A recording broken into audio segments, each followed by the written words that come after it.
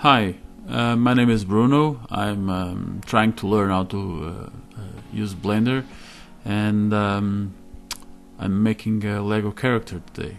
So this is a two-part video. It was not enough for me to finish this in one go. Because I'm still learning, please bear with me. This is just actually me recording and trying to do the best I can. Probably someone, or I'm definitely sure that everybody knows much more Blender than me. Please help me on the comments. Everybody's more than welcome to comment and tell me the right way of doing this. I have some experience on 3D, but really just small. I'm a hobbyist. I'm calling everybody on YouTube that knows a little bit of 3D to help me improve my skills. So I'm starting by placing a background image in the front view and in the right view, and I warn you that already I have a mistake here. Didn't knew when I was recording the video. This is actually the left view, but it was 1 something in the morning and it was a bit too late already. So, but I'll correct it later on. I'm just making a box so that I'm sure that I have the right dimensions. I didn't have any access to image editor. And the pictures were of different size, so I had to correct it manually, but it's a nice trick. So I'm starting by the legs. There's a ton of ways that you can do this on Blender. Not sure if it's the best way of all, but yeah, because I've started by doing this. Just the shape, and now I'm going to place the vertex. Of course, here I know I should have done in a different way. I actually never do it by subdividing edges. I don't know why I've done this tonight. It's not bad, but for me it's not the optimal way of doing stuff. That was the flavor of the day. So basically what I'm doing here is I'm clicking on both edges, on both vertices to make an edge. And there was a problem with the recording there. And so I'm making subdivide. It creates a new vertex in between. Then I'm placing the vertices where they need to be. I'm not yet comfortable with the shortcuts, so I have to manually go many places. I was trying to figure out how to properly align this. Then I understand that you just select both vertices, you select the constraint of the axis, and then you scale in 0. So select both vertices, scale the axis you want, Z for instance, and then 0, and then it will align the vertices. So in here, as you can see, I figured out that it was the wrong background image. So I'm actually I've reverted it, and I've made a simple transform. The scale constrained to the y-axis and -1. So it just flipped the points. Now I'm on the front view. I'm actually extruding. So I'm starting to have a small leg. Here we go. Now I'm not sure. I'm sure that there's probably a better way of doing this. I wanted to improve that edge there, but rotating it wouldn't be enough because the points would be twisted. So I've used this bisect tool, and I think I was actually pleased with it. But now I have to clean the point and then rebuild the face again. There's probably a cleaner way of doing this. I didn't know yet. So this was my way of doing stuff. So now I'm selecting all the points and I'm making the face. Now we have a leg. Yeah, smoothing everything and then realizing that faces should be flat. I also know this is not the correct way of doing this. This is just while I'm not using Subdivide. Yeah, so I have a full leg. I'm doing the hole now because underneath the leg, this is simply extruding. So extruding and scaling and pushing up. Here's another thing I was in doubt.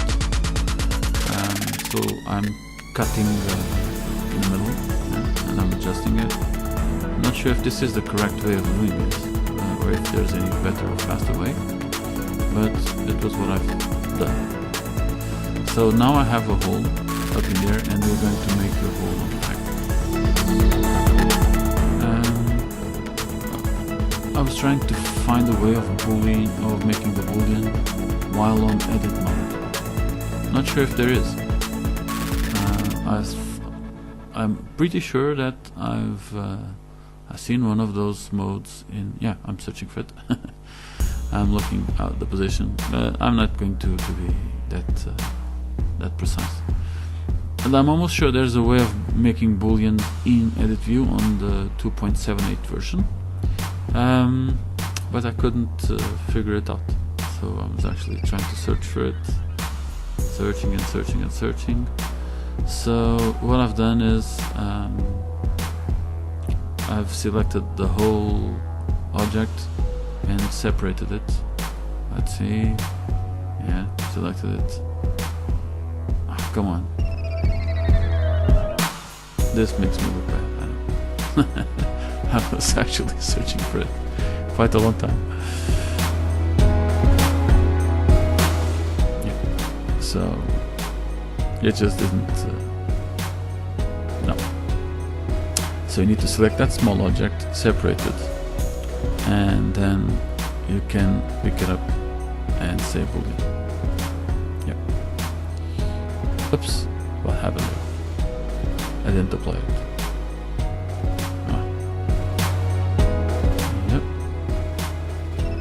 Something weird. Yeah. So I applied it and then deleted the boolean. I could actually have done the other hole. I just didn't remember anymore, so I'll do it later on. So mirror, with a mirror modifier you can double your work without any effort, and it's great. Just make sure that you have the 3D cursor pointing in the correct place, because that's a big no-no. I had some background experience on 3D Max Studio and Lightwave. I used to love Lightwave. It was amazing for me. But they don't have this kind of concept of the 3D cursor, so it's kind of different. They do have pivots and of course everything like that, but I had to read a little bit about this 3D cursor and why it's used. It makes sense, you just need to learn how to use it. So now I'm making this kind of topping here. I've done some bad thing probably because the points were not correct. Yeah, okay, so here we go. It doesn't want to apply the mirror. Why? Because the origin is not done correctly. So yeah, I'll have to go to 3D cursor, place it in the origin, and yeah. Here I'm starting to extrude that internal part. I'm sure this is not the correct way of doing this, but yeah, I've done it like this. I'm going to select that face beneath, make 2 cuts. I'm going to scale the 2 cuts and rebuild the come on, go scale wide, yeah.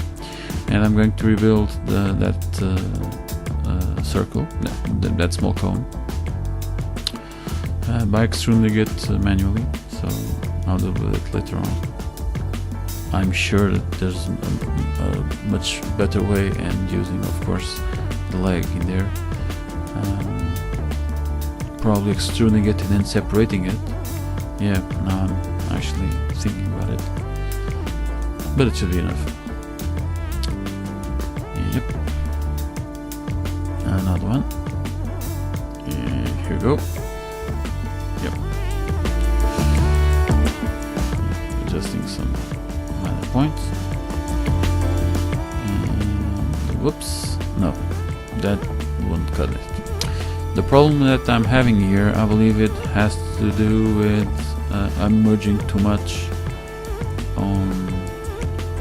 Yeah, I'm merging too much on the mirror. I was actually deleting those kinds of internal faces that they're not needed. But if you do have a merge limit, if you reduce that merge limit, then it appears correctly. So I'm selecting all those faces and saying smooth so that it looks better. Cool. Now, because I have actually separate objects, I can make a double of the leg, push it up a little bit, and push it to the side a little bit, and then I'm going to make a boolean. Here you go. Select the first, then the difference with the last one. I was actually hoping for a better, more improvement. So I've actually just clicked on the top, on that small rectangle, and pushed it to the top a little bit on the z-axis. Yeah. So it just looks a bit nicer. Now I'm going to select them and continue the extrusion. Might be weird for me to be talking here while looking at the speed up video. Oh god, I'm so bad. Please bear with me, okay? So yeah.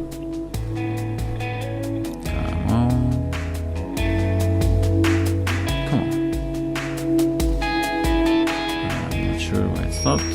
Yeah, okay, it didn't. I have an old computer, and sometimes while I'm recording, it kind of lags behind while I'm 3D. So I'm extruding it to the top, and now I'm making the new top object. So plane, extrusion to the top. Now I'm going to fine tune the points, mirroring it already. Setting the origin to the 3D cursor, yep. And now on wireframe view, I'm going to make a small beveling there, just to improve the curviness that should be there. Yep, here you go. Actually, the first time I'm using the bevel tool, looks nice. There may be ways of automatically increasing the amount of points. I'm sure of it. I've seen it in other videos, but no, I just went the easy way and subdivided it and pushed the subdivision to the side. Yeah, we're starting to have a nice looking Lego doll. That's nice.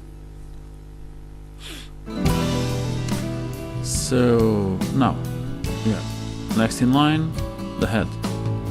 Small circle. Yep.